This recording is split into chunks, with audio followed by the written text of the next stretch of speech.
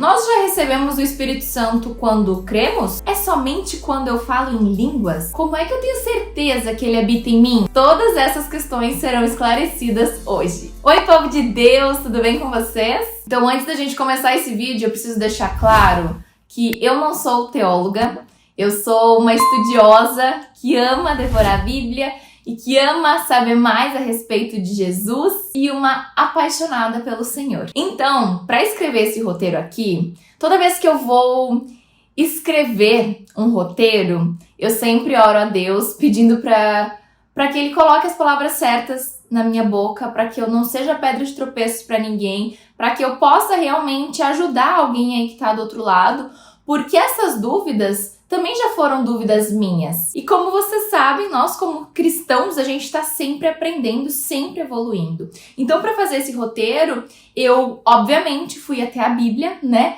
Mas eu também escutei pastores e pregadores que eu admiro para conseguir fazer esse resumo para trazer para vocês de uma maneira simples e sucinta essa resposta. Bom, quando a pessoa recebe o Espírito Santo, ela se transforma em uma nova criatura, certo? O seu interior já não é mais o mesmo. Então é impossível não perceber os frutos do Espírito Santo na sua vida. Quem não tem a fé em Jesus seguramente não tem o Espírito Santo. Mas vamos começar falando sobre o que a Bíblia diz a respeito, tá? Vou ler alguns versículos para vocês. Primeiro, Atos dos Apóstolos, capítulo 2, versículo 38. Pedro respondeu: arrependam-se e cada um de vocês seja batizado em nome de Jesus Cristo para perdão dos seus pecados e receberão o dom do Espírito Santo. João capítulo 14, versículos 23 e 24. Respondeu Jesus: se alguém me ama, obedecerá a minha palavra. Meu Pai o amará, nós viremos a ele e faremos morada nele. Aquele que não me ama não obedece às minhas palavras. Estas palavras que vocês estão ouvindo não são minhas, são de meu Pai que me enviou. Tudo isso tenho dito enquanto ainda estou com vocês. Mas o Conselheiro, o Espírito Santo, que o Pai enviará em meu nome, ensinará a vocês todas as coisas e fará vocês lembrarem tudo o que eu disse. E existem vários outros versículos que também falam a respeito do Espírito Santo, eu vou trazer mais no decorrer desse vídeo também. Então, gente, quando nós aceitamos verdadeiramente Jesus como nosso único e suficiente Salvador, quando cremos no que Ele fez por nós, quando o buscamos, quando o amamos, automaticamente o Espírito Santo passa a habitar dentro de nós. Não é fazendo algo pela força do teu braço, sabe? Não é fazendo um curso, falando em línguas ou qualquer outra coisa que o Espírito Santo vai passar a habitar dentro de ti. Agora, existe uma diferença entre o Espírito Santo habitar dentro de nós e nós termos experiências com o Espírito Santo. Depois que a pessoa ouve a palavra, é evangelizada e ela crê, ela é selada por Deus com o Espírito Santo para ser salva. Olha só o que diz em Efésios 1:13. Nele, quando vocês ouviram e creram na palavra da verdade, o evangelho que os salvou, vocês foram selados com o Espírito Santo da promessa. Então, olha, foi quando eles ouviram e creram na palavra da verdade que eles foram selados.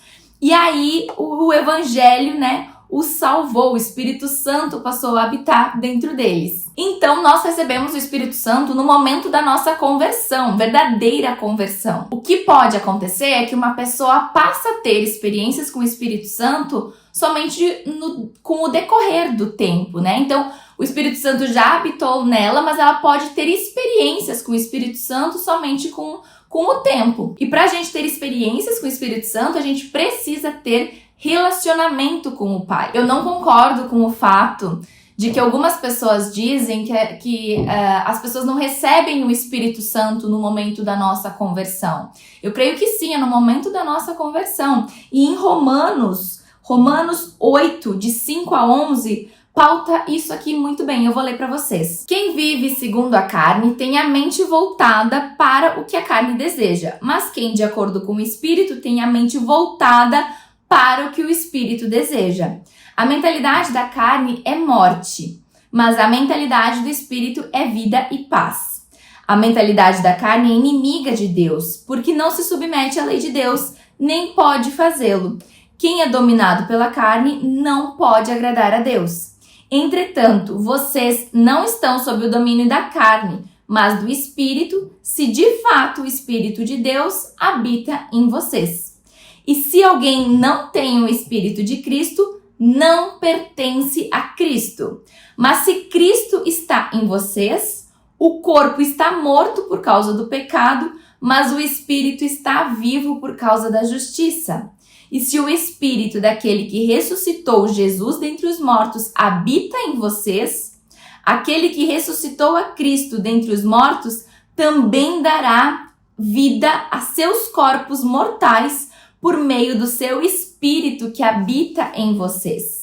O que acontece é que o Espírito Santo está disponível para todos, mas nem todos o têm. A conversão tem que ser sincera e Deus conhece o nosso coração. Tem igrejas que no final do culto sempre perguntam, né? Alguém quer se render a Cristo? Alguém quer aceitar Jesus? E aí vai um monte de gente lá na frente. Só que tem pessoas que quando saem da igreja seguem a vida normalmente. Aquele momento de ir lá na frente dizer que aceita Jesus não foi algo do coração. E acaba que muitas igrejas, né, usam isso como números.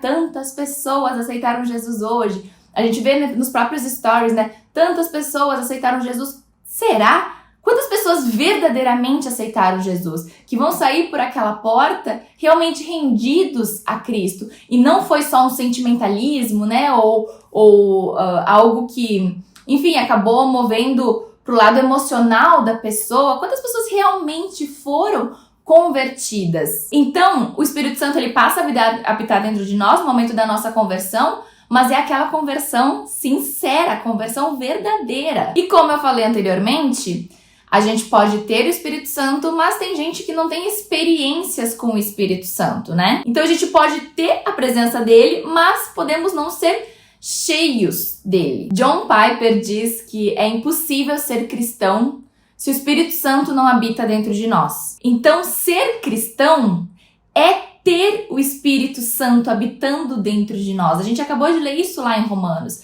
Eu sempre costumo falar, né, que ser cristão não é algo autodeclarado. Não é simplesmente eu falar da boca pra fora, eu sou cristão porque eu creio em Cristo. Crer em Cristo, até o diabo crê, né, gente? Então não é isso a base de ser cristão. Ser cristão é a gente confessar Jesus Cristo como nosso único e suficiente Salvador, a gente querer seguir os caminhos de Jesus, ter Jesus como nosso modelo de vida, ter Jesus como mira, como alvo. Então isso, né, que é um resumo, a gente pode dizer assim, do que é ser cristão, porque o cristão, ele tem o Espírito Santo habitando dentro dele. Então todos aqueles que são verdadeiros cristãos têm o Espírito Santo porque eles já se converteram ao cristianismo. Tem pessoas que são mais cheias do Espírito Santo do que outras, e isso é culpa das pessoas, porque as pessoas elas têm níveis de buscas diferentes. Então, tu tá aí pensando, poxa, mas o fulano, ele tem mais experiências com o Senhor, mais experiências com o Espírito Santo do que eu. Tá, mas o fulano talvez ele jejua mais, ele lê a Bíblia mais do que tu, ele ora mais, ele busca mais o Senhor. Então, obviamente, ele vai ter mais experiências com Deus. Vai de ti também essa entrega. Então, gente, em resumo, não existe cristão, verdadeiro cristão, que não tenha o Espírito Santo. Mas estar cheio do Espírito Santo é o que todos os cristãos devem procurar experienciar. Então, a nossa questão, na verdade, ela deveria ser, antes da gente querer saber se o Espírito Santo habita dentro de nós, é a gente saber, será que eu sou um verdadeiro cristão? Será que eu sou cristã mesmo? Porque existem muitos cristãos de IBGE, mas como saber se eu sou um cristão de verdade? Isso aí já é pauta para um outro vídeo. Então, se vocês tiverem interesse, eu posso trazer um estudo mais aprofundado a respeito disso. Comentem aqui embaixo se vocês têm interesse, tá? Um termômetro interessante pra gente analisar essa questão do Espírito Santo é a gente parar pra refletir quem nós éramos antes da nossa conversão. Tu tem consciência que tu estava espiritualmente morto? Que tu vivia pelas coisas da carne? Quando tu lê a Bíblia, tu tem consciência de quem tu eras? E quem que tu és hoje? Nós temos a certeza da nossa conversão quando a gente sabe quem a gente era, da onde que Deus nos tirou e quem nós somos hoje em Cristo. Então, quando a gente se torna cristão de verdade, a gente recebe milagrosamente o Espírito Santo simplesmente pela graça e misericórdia de Deus, porque não seria possível a gente fazer isso pela força do nosso braço. E conforme a gente vai tendo experiências com o Espírito Santo, a gente vai tendo certeza, né? Essa certeza de que ele habita dentro de nós e que não tem ninguém que mude essa ideia da nossa cabeça. Agora, eu quero compartilhar com vocês uma dúvida que eu tive. Eu sou uma pessoa muito questionadora, por isso que eu comentei, né, que muitas dúvidas que eu trago aqui de resolução, eu já tive lá atrás. Eu acho que isso é meio mal de jornalista, né? Gostar de perguntar bastante.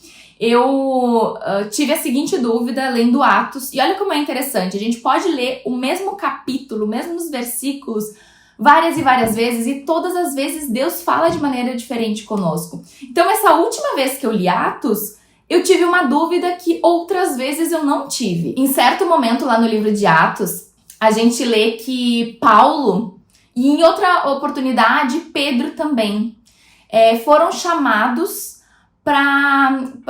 porque as pessoas estavam, né, conhecendo Jesus, as pessoas estavam se convencendo do amor de Cristo, elas eram convertidas, porém o Espírito Santo ainda não habitava nelas. E aí, Paulo e Pedro foram chamados, e a palavra de Deus diz, para impor as mãos sobre aquelas pessoas, e aí sim, elas receberem o Espírito Santo. E aí quando eu li, eu fiquei assim, poxa, mas por quê? Se hoje a gente não precisa de ninguém colocando as mãos na gente para que a gente tenha o Espírito Santo, por que lá em Atos, Pedro e Paulo fizeram isso? Então, caso tu tenha tido essa dúvida também, eu fui atrás para tentar esclarecer. Eu não encontrei nenhum pregador, ninguém que eu tenha confiança, né, na internet falando a respeito do assunto. Coloquei no grupo lá dos nossos amigos da igreja. E aí, um desses amigos acabou perguntando para um pastor, que é da nossa igreja, não é da nossa cidade. É um pastor de uma cidade vizinha, mas da mesma igreja que a gente. E ele deu uma resposta que eu achei fantástica e eu vou ler a resposta aqui para vocês, tá? Ele disse assim, vamos lá. Primeira coisa que precisa compreender é que Atos não pode ser considerado como regra. Deixa eu explicar. Atos é um livro de transição. Por exemplo, para escolher o substituto de Judas, eles lançaram sortes e isso não se faz mais. Então, há coisas em Atos que são para ensinar os apóstolos e não podem ser regra para a igreja. Sobre o Espírito Santo, eles recebem ele em Pentecostes, mas eles criam que o Espírito Santo era exclusivo dos judeus. Depois, Filipe prega em Samaria e o Espírito Santo desce sobre os samaritanos. Os apóstolos querem ver se é verdade e verificam os mesmos sinais. Depois é a vez de Barnabé e a Antioquia e ver o Espírito Santo descer sobre os gentios. Os apóstolos precisam confirmar isso e a confirmação vem por meio dos mesmos sinais. Isso era para comprovar que o Espírito Santo poderia habitar todos. Depois destes eventos, os sinais não são mais destacados. Sobre o Espírito Santo e a imposição de mãos, é para confirmar que a doutrina aprovada por Deus era a que vinha por meio dos apóstolos e não de qualquer que se dizia religioso, porque a gente tem que entender que aquela época ainda estava tudo muito confuso, né? Tudo muito conturbado. Quem está falando a verdade? O que é que está certo? O que é... Então, ele diz, né, que é para confirmar que a doutrina aprovada por Deus era a que vinha por meio dos apóstolos e não de qualquer que se dizia religioso. Então, se as primeiras manifestações serviam para ensinar aos apóstolos que Deus poderia habitar em todos, a segunda servia para mostrar ao povo que o poder de Deus se manifesta por meio dos apóstolos. Uma vez que isso fica compreendido, a ênfase deixa de ser nos sinais e passa a ser em como o Espírito Santo afeta o cristão. Eu achei essa resposta, assim, sensacional. Era uma dúvida que eu acabei tendo, né, quando eu tava ali lendo, talvez tu também possa ter tido, Mas eu achei muito interessante, então como esse vídeo aqui também é sobre o Espírito Santo, eu achei legal trazer para vocês essa resposta. Eu espero muito que tenha ficado claro para vocês isso. Como eu comentei no início do vídeo, eu não sou uma teóloga, eu sou uma apaixonada por Jesus, que busca conhecê-lo mais e mais. E eu venho compartilhando aqui no canal no YouTube as minhas experiências, os meus estudos. Então, se tu gosta de conteúdo cristão, já te inscreve, me conta aqui nos comentários o que tu achou. E a gente se encontra no nosso próximo vídeo, que toda semana tem vídeo novo, tá? Então não perde, que tem muito conteúdo legal. Um beijo e fiquem com Deus!